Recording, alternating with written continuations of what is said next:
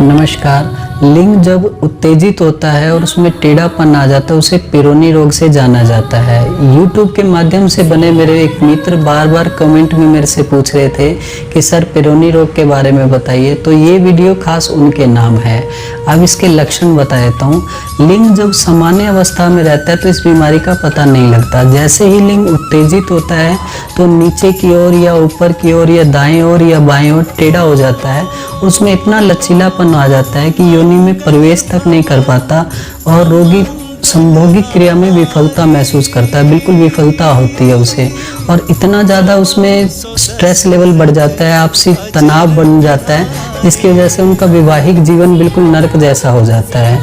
अब ये क्यों होता है ये बता देता हूँ। हमारा लिंग मांसपेशियों से बना है, लेकिन कहीं पे किसी जगह पे, थोड़ी जगह पे खून की गांठ या कैल्शियम की गांठ या खराब सेल्स कोशिकाएं जो होती हैं वो इकट्ठी हो जाती है किसी कारणवश, जिसकी वजह से वहाँ गांठ बन जाती है। उसके अगला हिस्सा जो होता है वो टेढ़ा हो जाता है, लचीलापन आ जाता है उसमें, और वो ठीक ढंग से संभोगिक क्रिया को नहीं कर पाता। उसे पेरोनी रोग कहा जाता है।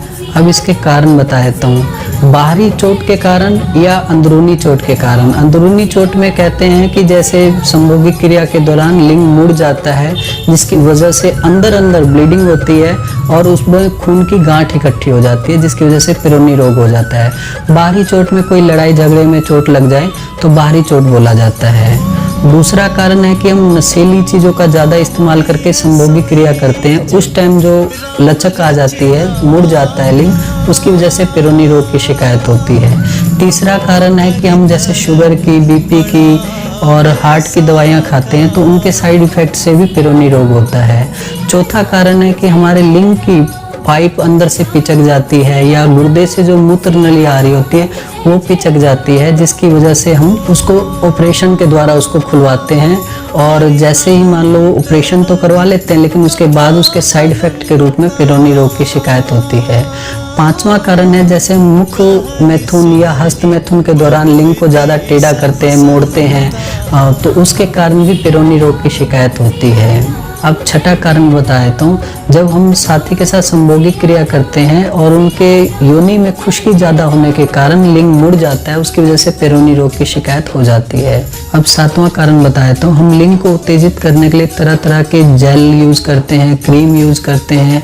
उनके केमिकल के रिएक्शन से भी हमारे को पेरोनी रोग की शिकायत हो जाती है। अब इसका इलाज बता देता हूँ। आयुर्वेद में अलसी का तेल आता है। अलसी के तेल को लिंग पे अच्छे से लगा के आगे की तरफ मालिश करनी है। मालिश ऐसे ऐसे नहीं करनी है, गलत है। मालिश आगे की तरफ करनी है। मालिश 5 से 10 मिनट करनी है, और मालिश करने के बाद रुई रख के हल्के से 2 इंच की गर्म पट्टी लपेट के इसको छोड़ देना है। सुबह मालिश करनी है, शाम को खोल के मालिश करके फिर पट्टी लपेट के छोड़ देना है। मतलब सुबह भी मालिश करके पट्टी लपेट के छोड़ना है और शाम को भी पट्टी लपेट के छोड़ना है। ऐसा करने से पेरोनी रोग की शिकायत जड़ से चली जाती है, क्योंकि अलसी के तेल में ऐसे गुण पाए जाते हैं कि वो मांसपेशियों में, लिंग की मांसपेशियों में कहीं आपके खून की गांठ है या कैल्शियम की गांठ है या खराब सेल्स की गांठ है, उसको मेल्ट करके ख़त्म कर देता है और पेरोनी रोग को जड़ से ख़त्म करता है।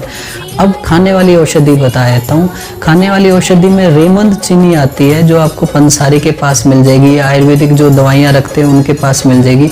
उसको ला के पीस के और 1 चम्मच सवेरे 1 चम्मच शाम को पाउडर गर्म पानी या गर्म दूध के साथ इस्तेमाल करने से पेरोनी रोग की शिकायत जड़ से चली जाती है। एक ये मैं बार बार सुनता हूँ कि सब कमेंट करते हैं जी हमारे पास पंसारी की दुकान नहीं है, हमें दवाई अवेलेबल नहीं हो पाती। तो इसके लिए आप घबराइए मत। अगर आपको कहीं से दवाई नहीं मिलती तो आप जो मैं आपको ये नंबर देता हूँ, इस नंबर पर फ़ोन करके आप अपने एड्रेस पे दवाइयाँ भी मंगवा सकते हैं, जड़ी बूटियाँ भी मंगवा सकते हैं। जो आपको ज़रूरत है वो आप मंगवा सकते हैं। और लास्ट में मैं यही कहूँगा कि इसका ऑपरेशन भी इलाज है और ये दवाइयों से भी इलाज है। लेकिन ऑपरेशन के बाद भी बीमारी हो जाती है। दवाइयों के इलाज करने के बाद थोड़ा टाइम तो लगता है, 3 महीने तक लगते हैं, लेकिन बीमारी जड़ से चली जाती है, दोबारा नहीं होती। तो मैं यही कहूँगा पहले कोशिश ज़रूर करें कि आप दवाइयों से ठीक हो जाएं। अगर आपको ना इलाज हो पाए दवाइयों से तब आप ऑपरेशन करवाएं, क्योंकि ऑपरेशन के बाद भी परेशानी होती है तो थोड़ा दिक्कत होती है। अब इसका परहेज बता देता हूँ। जब लिंग उत्तेजित होता है तो इसको ज़्यादा दबाए ना, ज़्यादा मोड़े ना, क्योंकि इसी से पेरोनी रोग की शिकायत होती है। और लास्ट में इतना ही कहूँगा, मेरे बताए गए नुस्खों से आपको पूर्ण लाभ मिले तो बहुत अच्छी बात है। अगर आपको पूर्ण लाभ नहीं मिलता तो आप नज़दीकी डॉक्टर से हमसे संपर्क कर सकते हैं। धन्यवाद।